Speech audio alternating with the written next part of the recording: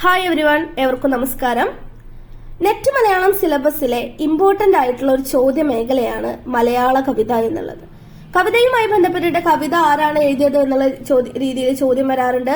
വരികൾ തന്നിട്ട് കവിത കണ്ടുപിടിക്കാനും എഴുതിയത് ആരാണ് എന്ന് കണ്ടുപിടിക്കാനും ചോദ്യങ്ങൾ മാച്ച് ദി ഫോളോയിങ് ഒക്കെ ആയിട്ട് വരാറുണ്ട്.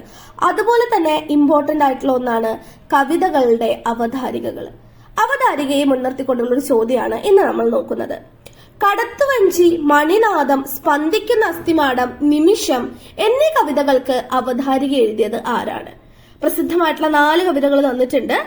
കടത്തുവഞ്ചി, മണിനാദം, സ്പന്ദിക്കുന്ന അസ്ഥിമാടം, നിമിഷം. ഈ 4 കവിതകൾക്കും അവതാരിക എഴുതിയത് ഒരാളാണ്. അത് ആരാണ് എന്നുള്ളതാണ് ചോദ്യം. Option A P Govinda Pillai, option B Kesari A Balakrishna Pillai, option C N V Krishna Warrier, option D M Leelavathi.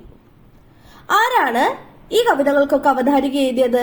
മണിനാദത്തിനും സ്പന്ദിക്കുന്ന അസ്ഥിമാടത്തിനും നിമിഷത്തിനും കടത്തുവഞ്ചിക്കൊക്കെ അവതാരിക എഴുതിയത് ആരാണ്?